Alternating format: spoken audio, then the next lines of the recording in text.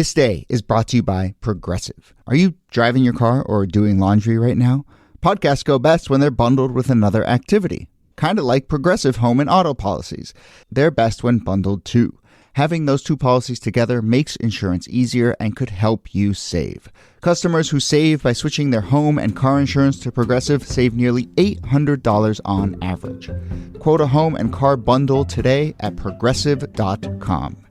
Progressive Casualty Insurance Company and Affiliates. National average 12-month savings of $793 by new customers surveyed who saved with Progressive between June 2021 and May 2022. Potential savings will vary.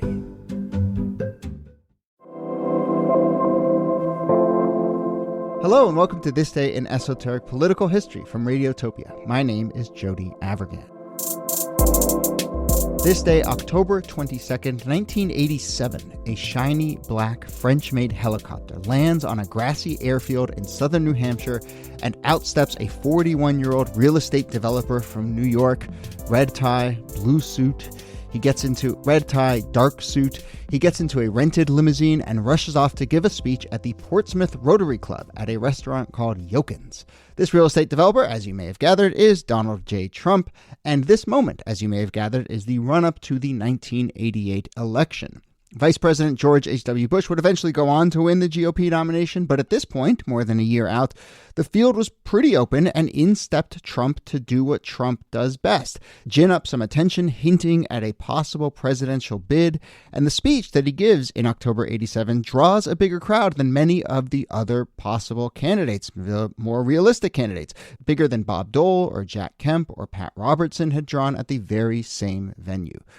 We've talked about some of the elements of this election before, mostly on the Democratic side, like that photo of Michael Dukakis in the tank. And I don't know if we've done an episode on Gary Hart or not, but it feels like we probably have. But anyway, this is a chance to talk about the GOP race and, of course, the seeds of Trump's political aspirations.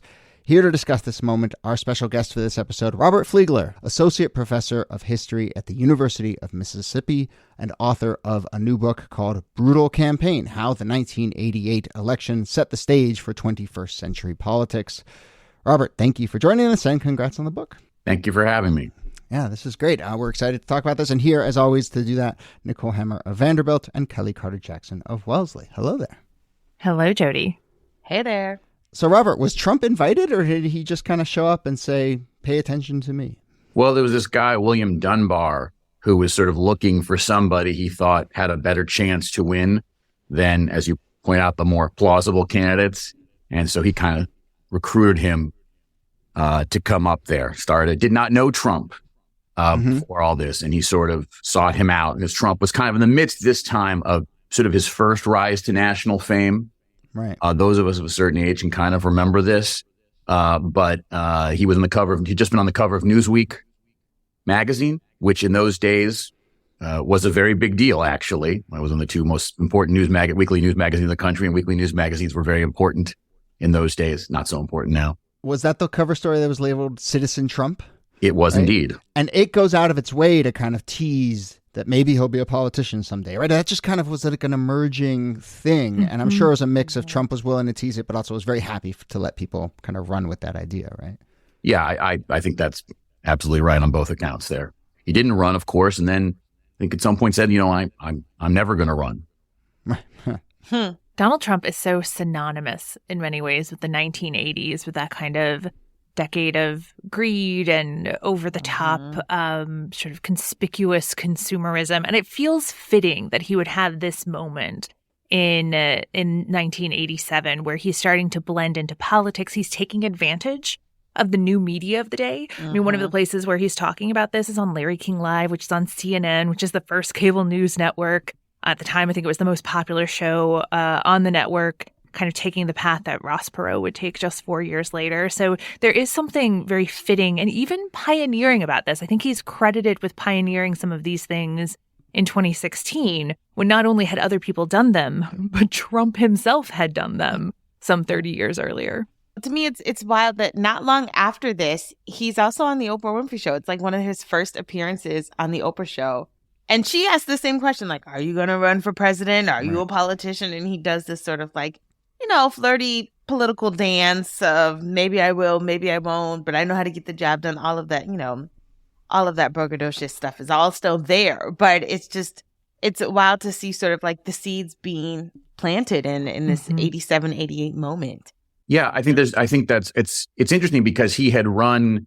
I mean, this was not the first sort of hinting at it, right? He would hint again in 1999. And I think we thought in 2012, before that was the closest we thought, because that was sort of the height of birtherism. And I think that's one of the reasons people didn't think he would run in 2016 was, he had hinted at it and hinted at it and hinted at it. And, Right. It was like, Mario Cuomo, except no one ever took it seriously. I mean, those who don't know, Mario Cuomo was the Hamlet on the Hudson, was he going to run, right? Mario Cuomo opted out in 1988 on the Democratic side. He would have been one of the front runners and then opted out in 92. But Trump had done it even more times than Cuomo had. And I don't know that people who took it that seriously in 1987, though Craig Fuller, who was Bush's chief of staff and deeply involved in the campaign, said they were aware of it. And he's at the convention as a supporter of George H.W. Bush, and he's very praiseworthy of George H.W. Bush. Seems so, another thing that seems very bizarre by today. Right. Yeah. Total aside, I think we've done an episode that at least touches on this, but Mario Cuomo's reputation for like hinting at running in this Hamlet on the Hudson, like if you go back and look at the actual quote unquote hints that he get, like he was never actually as much of a tease as Trump is. I've always felt that's a bit of an unfair thing. It was everyone else was kind of speculating, but he actually was pretty straight shooter when it came to that stuff. Anyway, that is the world's least compelling soapbox to stand on. But I think clearly, right, there's a media landscape here that Trump knows how to play. That's a huge part of just what motivates him in general. But there is also a election looming, and he goes to this restaurant, Yokin's, and gives, I suppose, a policy speech. I mean, what does he actually say when he's standing in front of New Hampshireites? Well, when he gives all these speeches during 1987, 88, what's noteworthy is he sounds a lot like 2016 in certain ways. He's talking about that our allies are taking advantage of us. At that time, there had been some attacks on Kuwaiti ships going through the Persian Gulf through the Straits of Hormuz. And the Reagan administration had reflagged the tanks so they could be with American flags so that they could be escorted by U.S. ships to preserve the supply of oil and prevent a threat to oil prices. And he's saying, oh, this is, the world is laughing at us because these are not our ships. And it's our allies who really benefit from this. So he's very much saying an America first kind of message. He's also talking about, how Japan is hindering us in trade and things like that. And so I said, he talks about taking Iranian oil, which I don't really understand what that means. But of course, he talked about taking the Iraqi oil a lot during these campaigns. And it was China when he ran, but it was Japan in the late 80s. And again, to set the context, it's hard to remember now, but in the late 80s, many people feared that the Japanese economy was going to surpass the United States. The Japanese auto industry was very strong and very powerful and eating to American market share.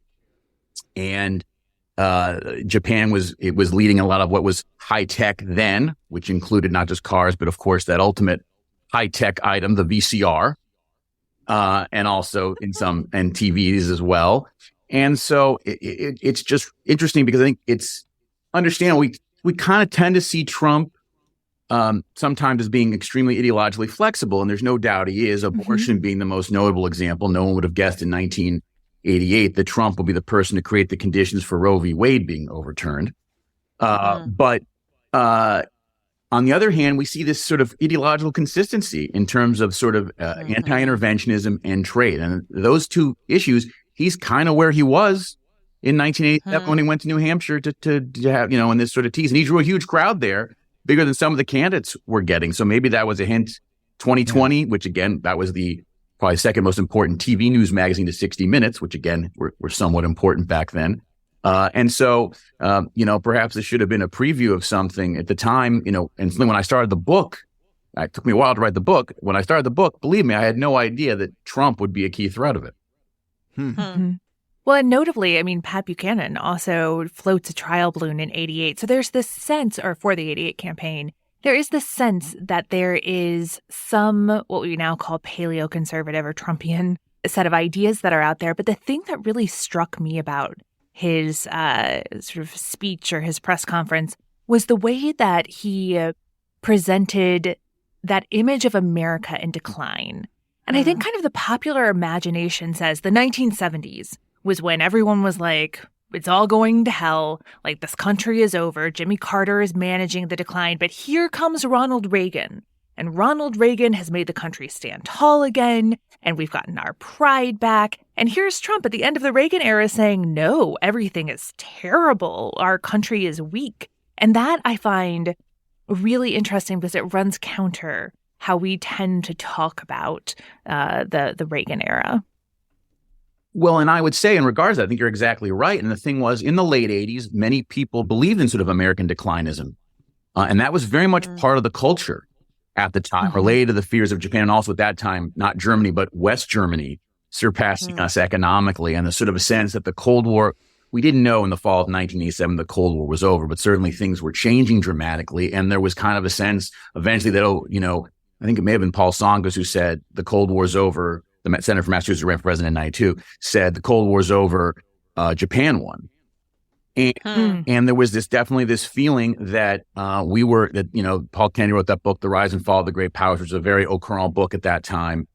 And if you see movies from the 80s, right, there's a lot of situations where Americans are working for Japanese companies and things like that. It's very much a thread in the late 80s and early 90s, which really is very much a moment of its time, because then when the Japanese stock market and housing markets go burst in the early 90s, Japan is still not recovered from that, really. But it was very much a belief at this time that Japan was really surpassing us and America was kind of in decline, despite, it was still, people felt we'd come back from the malaise years of the 70s, but there was definitely that feeling in the air. Trump embodied that. Yeah. Oh, one of the things I think is just so, interesting to me is just the consistency of not just Trump's ideas about foreign policy, but even his vernacular, his language, the rhetoric, the speech that he employs. It's like the same. You could take cut, copy, paste some of the same words, like, I'm the only one that can do this. And, I'm so great. All of these very braggadocious claims about what he can accomplish or do is all still there.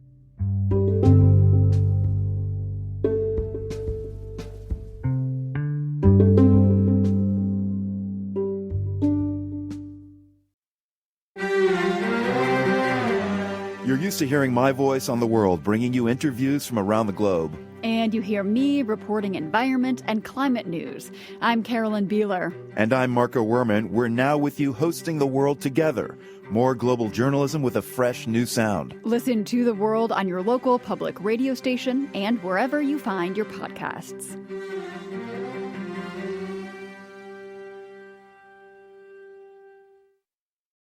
So Trump is 41 years old at this point. He says in this speech, there is no one my age who has accomplished more. I went and looked up other notable things that have been done by 41-year-olds, So for what it's worth, Jonas Salk was 41 when he announced the polio vaccine. Nina Simone gave that incredible concert in Montreal when she was 41. And then obviously a lot of people younger than 41 have done great things. Newton discovered gravity. He was only 23 years old. Nevertheless, Trump, 41. There is no one my age who has accomplished more. Gotta say that's petty, but I appreciate the deep research. Well, but beyond that, and there's no question about that. But if you read that article, look at the article, and of course Trump is 41 years old. He's a formed adult at this point, obviously beyond that. But it's so eerily predictable with the discussions of his insecurities with regard to his dad, his reliance on family members, and even one person he's fought within real estate says that this guy's a dangerous guy, and he says he'll be the kind of leader who makes the trains run on time. And so the authoritarian tendencies there are already, if you look at what was in that article in 1987, I mean, it's all there to be seen that we would, it's just sort of, kind of very noteworthy. And I don't think really in 1987, anyone really took particularly seriously a Trump presidency. Of course, many people in 2015 didn't take a Trump presidency. Yes. So on that exact front, that's the other thing that really jumped out at me when you look back at this moment, both in your book and in the other reporting at the time. I mentioned that guy Dunbar, who was a kind of local, politically influential guy, but he's actually just kind of like a guy, seemingly. He's apparently a very good woodworker. Anyway, he's the one who kind of has this idea, like, let's get him in here. And he then gets him in, sort of fixes him up in local politics. And then by all accounts, like immediately as Trump opens his mouth, he's like, what exactly have I gotten myself into here, right? And It's that is Frankenstein. and it's so reflective of what happened again in 2015, which is like people flirted with this idea and didn't take it seriously, and we're just like, yeah, we'll put this guy on TV or we'll let this guy muck around, and then before it was too late, people were like, oh wait, what have we gotten ourselves into? He so won. it's clearly an element. There's clearly that too here of like people in a position of power kind of not really knowing what to make of this guy. And notably, yeah. Dunbar says he's still the guy I met in 1987. He says that in 2016. Right. Yeah. But maybe this is a chance to sort of widen the lens then a little bit to the GOP race in general. That's the subject of your book, the election in general. But kind of like, can you paint the landscape of that GOP primary in 88? Obviously, there's a vice president. That tends to be the kind of anointed person. But how wide open is it? Why is it the case that like there's oxygen for someone like Trump, and then how does that play out throughout 88? Well, I think you have a vice president, obviously, who's got, that is always a very formidable thing, obviously. But Iran-Contra emerges, and that kind of creates an opening potentially for somebody else. And that most likely person is Bob Dole, who is the Senate, just the minority leader at that point, because the Republicans lost the Senate in 1986. And of course had been the Republican nominee for vice president in 1976 and had run in 1980 for president. And so there's an opening there for Dole, particularly in Iowa, which is, a farm state, a state close to Kansas, where a Dole might have some appeal. And that sort of creates the opening. And so, but, notably in that race, what happens in Iowa is not only does Dole beat Bush, which was not completely shocking, although Bush had won Iowa in 1980, so it was a little bit of a surprise. And there was a sense the Iowa had not really shared in the Reagan era prosperity, the farm economy. This is the area of farm aid, and the farm economy had not done well. But Pat Robertson finishes second, which is a real shock. Mm-hmm. And this is a time when the religious right is coming of importance. And they certainly were credited in some ways in 1980 with helping to elect Reagan, but they're really kind of coming into their own, I think, here in 1988.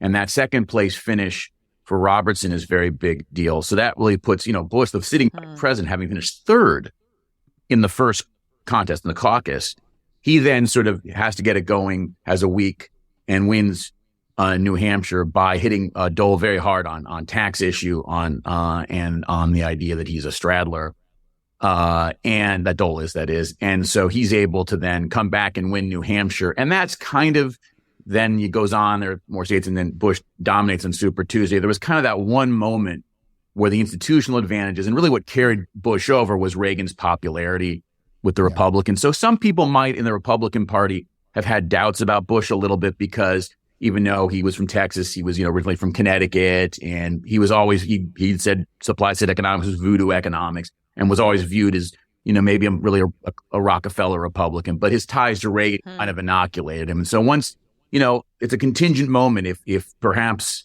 Bob Dole responds better to that ad and deals with the tax issue in New Hampshire, things could have been different. Also, and also famously after New Hampshire, that they're on TV together on NBC, and Dole very angrily says, "Stop lying about my record," to Bush. And Dole had an outburst in the 76 VP debate against Walter Mondale also in this kind of, but I think even by that moment, he was already defeated. So Bush is able to go to win. But there's sort of notable things in the Republican primary, one of which is the relative moderation of their messages, in the sense of neither says I'm a compassionate conservative, but that's kind of what they're saying. Education, the environment, and helping out people who've been left behind by the 80s economy. So it feels, on the one hand, you have the Robertson thing coming up, which we saw that the religious right would be so instrumental in the Republican Party, and certainly in the Iowa caucus, which we've seen people like Pat Buchanan do very well in 96, and then Huckabee, Santorum, and Cruz win later on. But also the sort of sense that there's still at this point a kind of, I don't know if moderate isn't the best term to call it, but a little bit of moderate republicanism is still in the Reagan era here, that this is still, and that's kind of withered sin.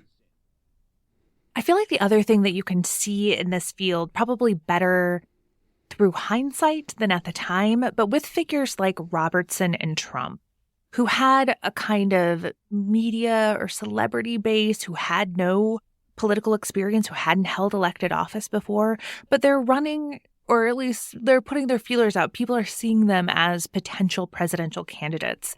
And then you fast forward to 92 and you have Pat Buchanan, who hasn't held office, and Ross Perot, who's a billionaire who hasn't held office. And this idea of a kind of anti-establishment populism that isn't quite in full flower yet in 88, but that you can see working its way into the right in ways that will bear fruit both in the 90s and then, of course, later on as well. Yeah, I think that's right. I mean, I think that's the thing is 88 is the last election, looking back on it, when the traditional networks and the traditional newspapers dominated coverage. Mm-hmm. Right. Mm-hmm. Well, that's interesting. I mean, your book is called Brutal Campaign, and it's the subtitle is How the 88 Election Set the Stage for 21st Century Politics. But you're almost describing it as sort of the last of one era and also the first of a new era. Well, yeah, and I think the thing I was saying also about that I should have said about Bush and Dole is what they seem to be setting stage for in terms of the future is Clintonian centrism. Right. So yes, right, it is of kind of a moderate republicanism, or that we're seeing the end of it, or the last throes of it, perhaps. But it's also a sense that after the Reagan era, things are moving a little bit back toward the center, at least at the presidential level. So yeah, and then with regard to the media landscape, Bill Clinton goes on to the Tonight Show after he gives this terrible speech at the Democratic Convention in 1988, and he goes to the Tonight Show to kind of rehabilitate itself. And what is fascinating is, and that again, the beginning of a new kind of politics here in this that Nikki was talking about is that, at the time Carson says, well, we rarely have politics. He doesn't even really want to have a politician on that. Oh, he's a musician because he's going to play the sax, which he would do on Arsenio 4 years later, which is the more memorable. That is something that if you see a Clinton documentary, you'll probably see, but you might not see the 88 one. And that he did that first in 88. And so, yeah, you're definitely seeing an era where the sort of the media gatekeepers are on their last legs. And again, that's more clearly see now. Yeah. Well, this is super fascinating. And just to come back to Trump, I mean, have I ever shared, Nikki and Kelly, my theory about kind of like how I think for most people, you can tell what year was the best year of their life, and they kind of like locked in a worldview and a style and a sort of way of going about things. And you're just like, oh yeah, that person like is walking around in a bubble of 1994 or 2012 or whatever it is, And I mean, to me, Trump has always been like, fall of 87 is just like, that was his moment, right? And he still is walking around, wearing suits that look the same, using language that looks, and like, I kind of joke to myself, but it's like when he says, make America great again, what he actually is saying like is make me 1987 again. Like that's what he really wants. 41 right? again. Yeah. But 41, like, that's a good year. this was certainly his prime, I would say, in many ways. And also, I mean, Robert, on that point, I mean, more seriously, like he knew that the political career tease was a means to an end of something else, right? I mean, he had that instinct of like, I can raise my profile to accomplish other things by going and playing in this political sphere, right? Right. And I think the Art of the Deal was about to come out. I mean, there's no smoking gun, but I just have to think that whatever you think about Trump, he is a good self-promoter. And that was maybe something there. And you talk about 87 being the prime. I mean, it's sort of interesting to read that he says, what great response he gets from people on the streets was from blue collar kind of people, taxi drivers and people like I said, rich people don't like me because I'm competing against them. But you see that kind of blue collar populism there also in 1987. For sure. Yeah. All right. Well, this has really been fascinating. And again, the book is Brutal Campaign, How the 88 Election Set the Stage for 21st Century Politics. We'll put a link to that in our show notes. And Robert Fleegler, anything else you want to flag people for? Any other work you've done or anything you got cooking that you want to put out there? No, except I guess I'd say I did also write a book, Ellis Island Nation, Immigration Policy and American Identity in the 20th Century, which I think, is still a pretty relevant book today with seems to be somewhat of an issue. Yeah, I'll say. Pops up now and then. I'll say. we haven't done that many Ellison episodes, so maybe we'll come back to you soon. But anyway, thank you so much for doing this. Thank you very much. Nicole Hemmer, thanks to you. Thank you, Jody. And Kelly Carter Jackson, thanks to you. My pleasure.